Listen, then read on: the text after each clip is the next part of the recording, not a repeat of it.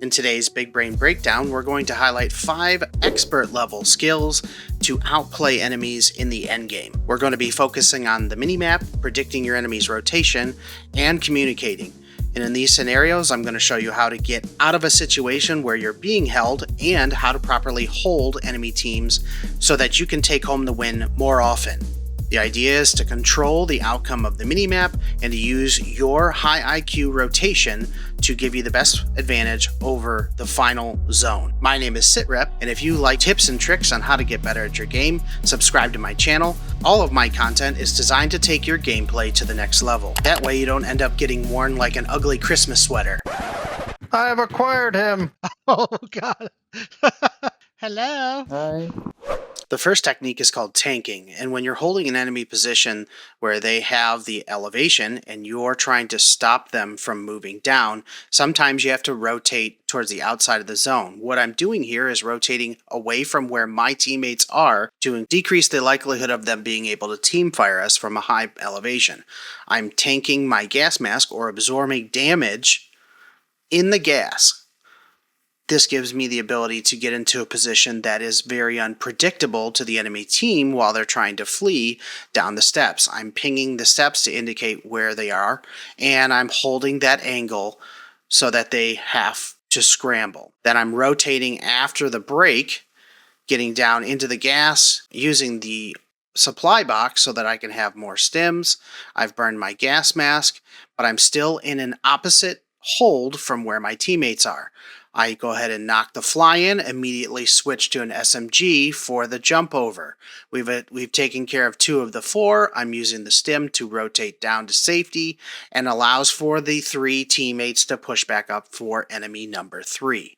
Now we still have 1 who is left. They're not in the open gas circle. We're all scanning, we're all looking, which means they're either in the air or they're over in the POI behind us. So now that we've cleared out this area, we're going to rotate and look for the last enemy, which we have found in the water. Now, for the opposite scenario, we have what's called the sweep. We are on the high ground and we are moving down towards the same POI. What we're going to do is we're going to look for outlier enemies and we're going to move left and right throughout the circle to apply pressure to the highest points of the POI. We're maintaining the elevation and keeping that advantage while using airstreaks and continually moving to new successful cover. This is one of the most basic maneuvers that unfortunately players execute incorrectly, is they keep pushing down way too far and not able to control where the circle slide is after. So you stay along the line, you work your way down, left and right, clearing out each level of cover, and then once you get your slide, then you can continue to clear the circle. Holding the line for the circle to pull back towards us is the high IQ play here. Fanning out, making sure that we're using all sides of that circle to catch their rotation uphill. If they're taking too long and trying to rotate the other way, you can push down, but you have to be careful about ones that have already pushed up. So we take one out here, we rotate back up the stairs, and we're still looking for 2 enemies. Now we have Sloth inside and 1 pinged low from Snake. They've rotated in. So we pull the precision to make sure the roof is clear, and we are looking and sweeping those lower doorways. We're calling out in between those knocks, we're trading, and that's how to properly execute a downhill sweep. In this third scenario, we are at a severe disadvantage. We are at the bottom of an uphill pull. Through multiple POIs, there's 2 teams alive, that's 8 enemies. Taking a rotation around the outside to get the elevation is the play here. So we split into a 2v2. One team is down in factory with Snake and Sloth, and we are rotating to the high ground. I see that we have a very passionate team over here at the top. If you notice on the mini-map, we are not at all in a good position. We have absolutely no cover on the crossover, and if you look down at the bottom of the screen here, Sneaky Sloth and Sneaky Snake are stuck in the trench at the bottom of Factory. My duo goes down, and I am being held from above as well as the street side, and I'm trying to find a play to get my teammates out of Factory. So we sit here and plate up, wait for a push. So I crouch walk, minimizing the audio cues. I grab a gas mask, and then I slowly work my way up. Now, a well-executed distraction is what the play is here. These guys are 100% focused on the hold at Factory. They have no idea that I am here. So I'm going to not go for thirst. I'm going for downs. I get a down. I get the second down, and I have fully distracted the third player. Immediately I call out. You knocked on buy station. So instead of wasting that distraction, that sacrifice, I've now given Snake and Sloth the ability to get up the steps. Snake is able to clear out the third character and buy me back. Now, we have one enemy still alive who we saw jump off of prison.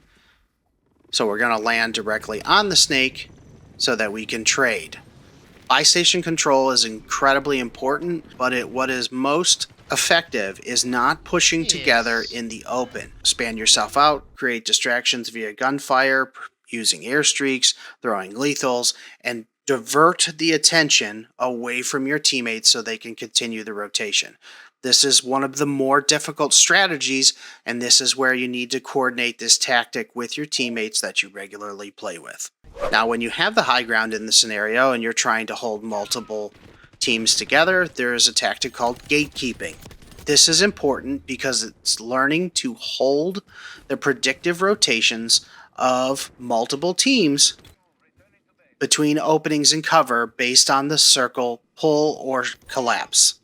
We're going to use sound cues, and we're going to set ourselves up to hold the inevitable rotation of enemies as they come off. Using these dots in prison, they have to come out, and you're using the cover corners of that area to hold them as they rotate out. Here on the minimap, we still have one. I'm isolating these high side teams one at a time so that I have full control now of the high ground for the low fight. There are also two teams fighting down there and setting ourselves up for the slide. We're in the direction of the circle again, behind cover of the shed. We can watch the opening between the building on the right and their intended path, which is to rotate away from us on the high ground and down towards the buy station.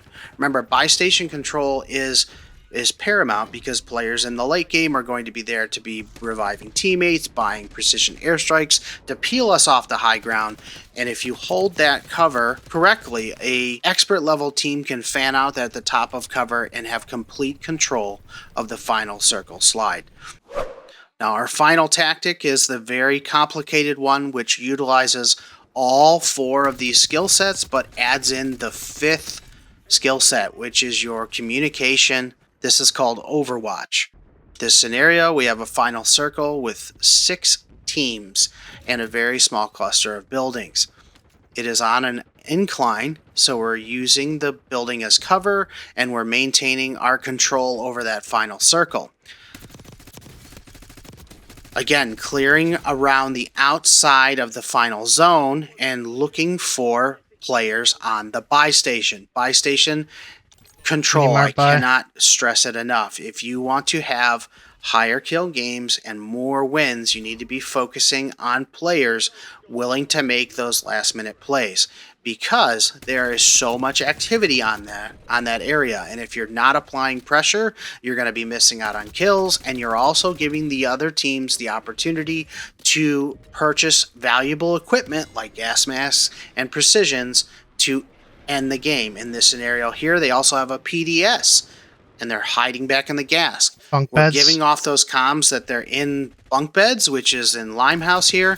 Their intended rotation, again, is to keep going back to that buy station, overwhelming them with pressure while pinging and communicating and keeping that high ground. We see the next fly in next door, and I Back at notate blue. and I let my teammates know where they're rotating in. And sure enough, we have 3 enemies pushing us at the same time. So we're able to take that high scale advantage, and by communicating that to the team in the appropriate time, we are able to coordinate an attack on multiple levels from street side to ground level to the top of the building and take out the final guy. If you guys like this kind of content, don't forget to like and subscribe. You have to be sharing this type of content with the teammates that you normally play with so that you can execute these levels of high IQ plays on a regular basis. If you're not using your game sense to the utmost of its potential, you're continuing to hold yourself back. Like I always say on the channel, keep building, keep adapting, Sitrep out.